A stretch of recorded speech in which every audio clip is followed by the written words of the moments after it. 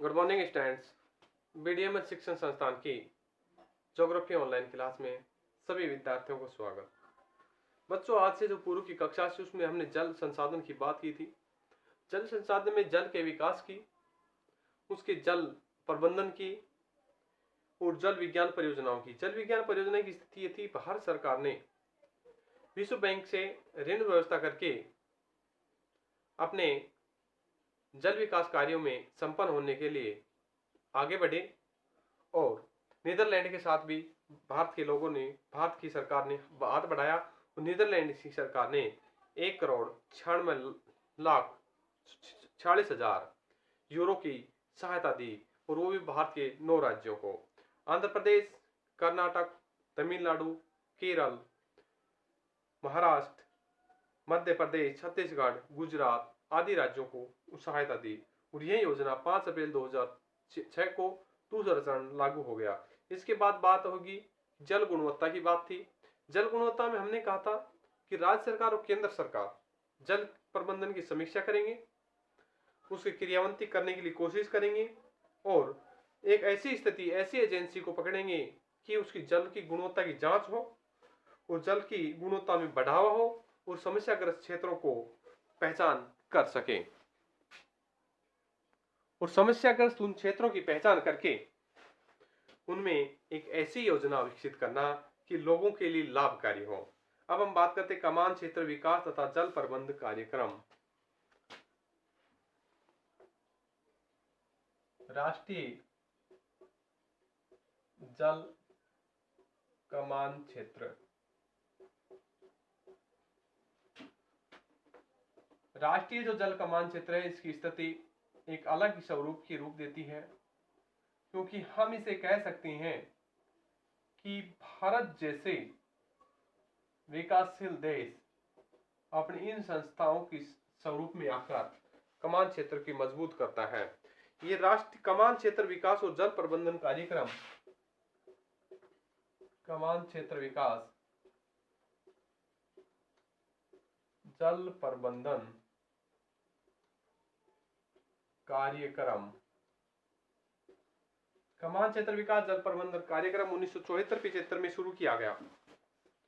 1974-75 से शुरू है।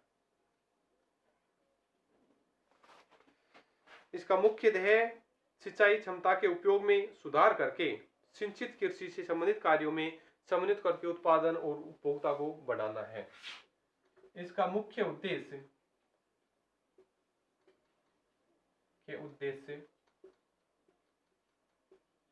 सिंचाई सुविधा का विस्तार करके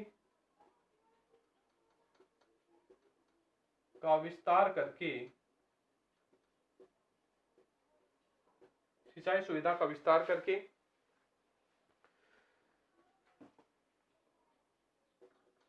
क्षमता का उपयोग करके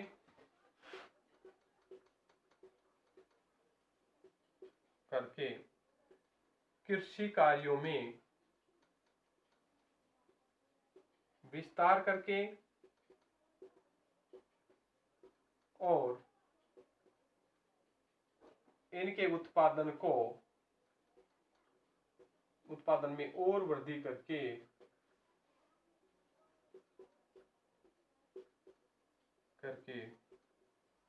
गहन सिंचाई कमान क्षेत्र विकसित किया था। इसमें कुछ अलग परियोजना थी, 310 परियोजनाएं थी लगभग। इसमें लगभग 310 परियोजनाएं थी। ये भारत के 28 राज्यों और 2 केंद्र शासित प्रदेशों में विकसित की गई। 1 अप्रैल 2004 को इस कार्यक्रम नाम दिया। इसे 1 अप्रैल 2004 में इसे कमान क्षेत्र विकास तथा जल प्रबंधन कार्यक्रम नाम दिया गया। कमान क्षेत्र विकास तथा जल प्रबंधन कार्यक्रम नाम दिया था। इसके अलावा खेतों की सिंचाई, जल की उचित व सामान्य वितरण के लिए 12 बूंदी अर्थात बारी बारी से सामान्य प्रणाली को विकसित किया गया। यानी खेतों की सिंचाई, जल की उचित सामान्य वितरण के लिए बाड़ाबंदी अर्थात बारी बारी से समान वितरण प्रणाली को विकसित किया गया। इसी के अनुसार सिंचाई सुविधा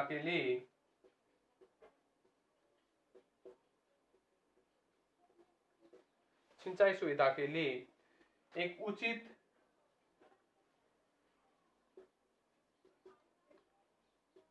जल प्रबंधन विकसित किया और बारी बारी से इस जल संसाधनों के वितरण का स्वरूप तैयार हुआ। बाढ़ प्रबंधन क्षेत्र की बात करते हैं अब अपन कि कौन कौन से किस किस स्थिति में बाढ़ प्रबंधन क्षेत्र को विशेष महत्व दिया गया था।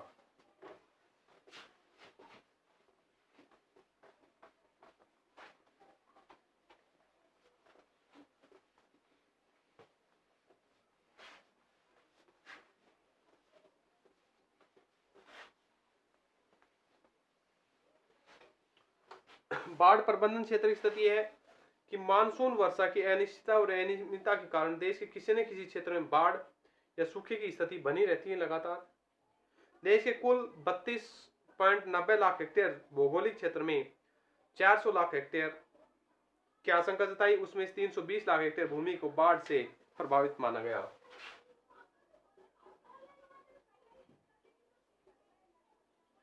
बाढ़ प्रबंधन,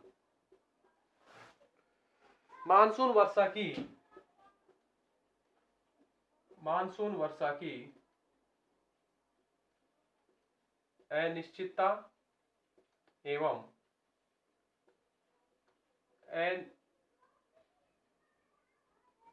अनियमितता के कारण किसी किसी क्षेत्रों में किसी भाग में यह बाढ़ प्रबंधन व्यवस्था चलाई गई ताकि उसकी भौगोलिक स्थिति को उत्पादन क्षेत्रों के आधार पर सिंचाई की जा सके और व्यर्थ जल को सुरक्षित रखा जा सके। सिंचित भूमि पर कृषि कार्य हो सके।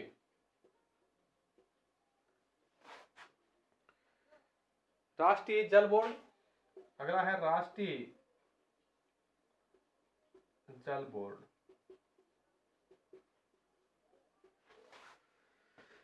बच्चों, राष्ट्रीय जल बोर्ड के अंतर्गत भारत सरकार की राष्ट्रीय जल नीति लागू की गई, प्रगति की समीक्षा की गई और अप्रैल सितंबर 1990 में राष्ट्रीय जल बोर्ड का गठन हुआ। सितंबर 1990 में राष्ट्रीय जल बोर्ड का गठन किया गया और इस बोर्ड में कई महत्वपूर्ण कदम उठाए। नदी बेसिन का गठन करके नदी घाटी परियोजनाओं को पुनः संचालित करने की व्यवस्था अपनाई गई।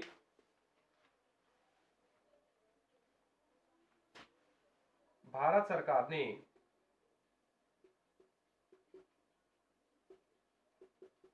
बाढ़ग्रस्त क्षेत्रों में हुई उन्नति व प्रगति को देखते हुए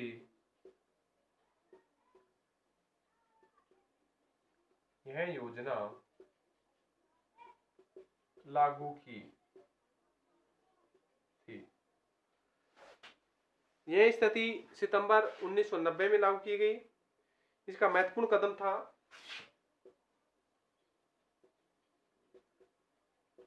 कदम था कि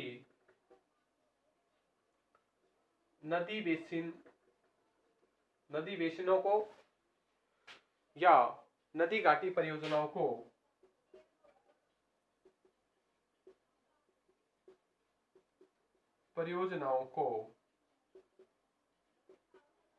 उन्नत करना था।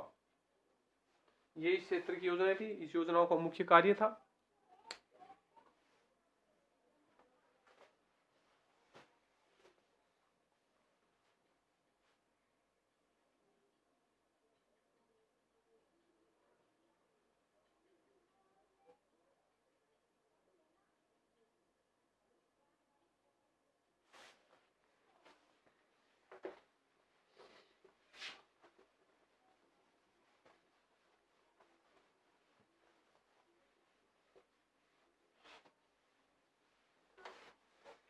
राष्ट्रीय जल संसाधन परिषद।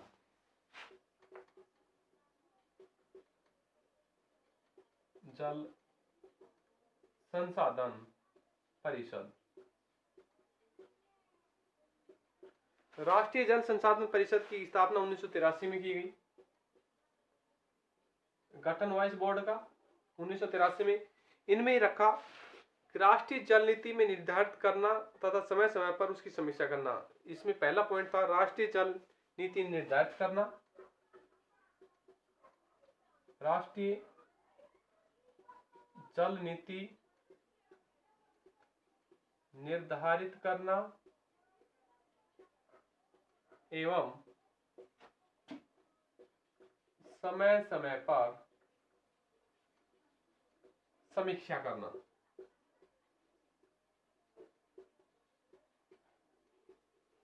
उस जल नीति का निर्धारण करना, उसकी समय समय पर समीक्षा करना, देख रेख करना।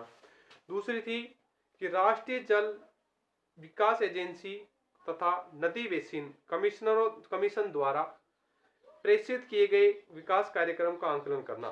राष्ट्रीय जल विकास एजेंसी द्वारा राष्ट्रीय जल विकास एजेंसी तथा नदी बेसिन कमीशन द्वारा नदी बेसिन कमीशन द्वारा उन्हें प्रेषित किए गए विकास कार्यों का आंकलन करना। प्रेषित किए गए विकास कार्यक्रम का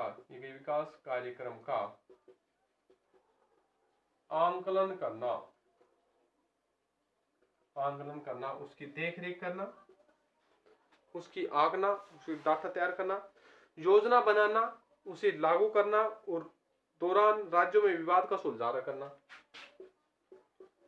योजना बनाना, लागू करना और उस दौरान राज्यों के मध्य विवादों का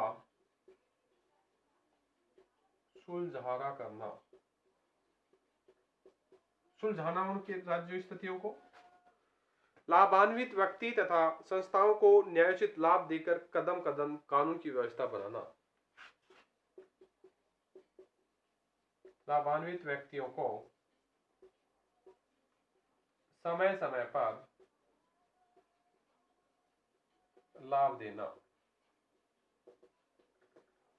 ये स्थिति थी राष्ट्रीय जल विकास परिषद की कि वो जो समय समय पर उन लोगों को, संस्थाओं को नियंत्रित करके उन्हें लाभ देने की स्थिति अपनाई गई थी।